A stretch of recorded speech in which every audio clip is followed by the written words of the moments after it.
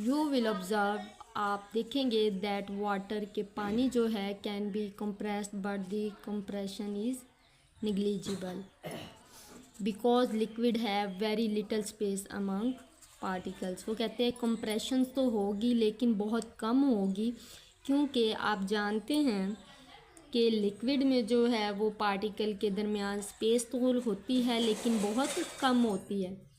5 वाले पॉइंट में है नाउ कंप्रेस दी एम्प्टी सिरिंज। अब आपने क्या करना है, खाली सिरिंज को दबाना है। There is air in the syringe, हवा जो है वो सिरिंज के अंदर है। यू विल ऑब्जर्व, आप देखेंगे that air can be compressed easily, air जो है वो क्या है, आसानी से दब गई है। हैंस इट, लिहाजा ज़ाहिर हुआ that solid can not be compressed at all, solid जो है हम कंप्रेस नहीं कर सकते। Liquid can be compressed, liquid compress हो सकती है।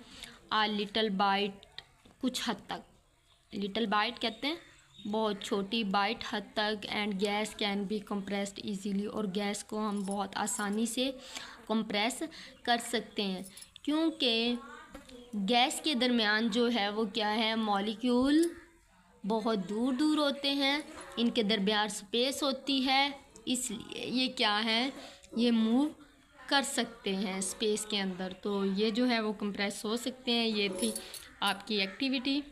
अब बेटे पेज नंबर 71 एक्सरसाइज का पार्ट ई का second question, differentiate between ice water and water vapour on the basis of particle theory. E2 के आंसर के लिए पेज नंबर बेटे 60 देखेंगे आप। ये सॉलिड, लिक्विड और गैस, आइस सॉलिड होती है, वाटर लिक्विड होता है और वाटर वेपर गैस होती है।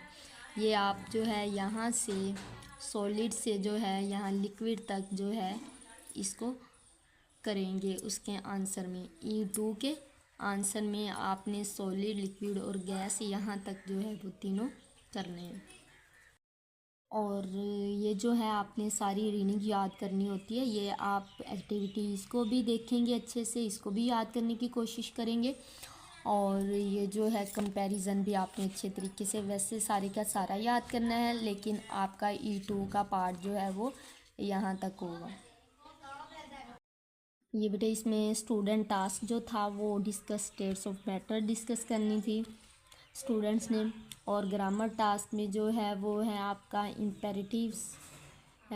इम्पेरेटिव्स बेटे आप जैसे कि जानते हैं वो सेंटेंस होते हैं जिसमें हुक्म दिया जाता है, नसीहत की जाती है, वो सेंटेंस आपके पास क्या कहलाते हैं, इम्पेरेटिव सेंटेंस कहलाते हैं। ऐसे ही आप जो है रिकॉर्ड, ऑब्ज़र्व और कंपेयर को जो है एज आ इम्पेरेटिव जो है यूज़ करेंगे। इसके आपने सेंटेंस बनाने हैं।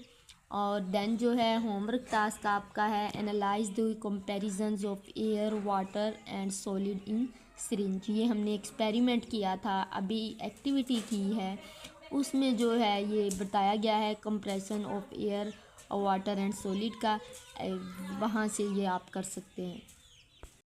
ऑब्ज़र्व जो है ये इम्पेरेटिव के तौर पर यहाँ पे इस्तेमाल हुआ है, यू विल ऑब्ज़र्व, तो ये आपका जो है आप देखेंगे, तो ये इम्पेरेटिव सेंटेंस बन रहा है। इसके साथ हमारी आज की क्लास का इख्तिताम हुआ। आखिर में अल्लाह पाक से दुआ गो हूँ कि अल्लाह पाक हमारे मुल्क को, हमारी पाक फ़ौज को, हम सबको अपने हिफ्ज़-ओ-ईमान में रखे। फ़ी अमानिल्लाह।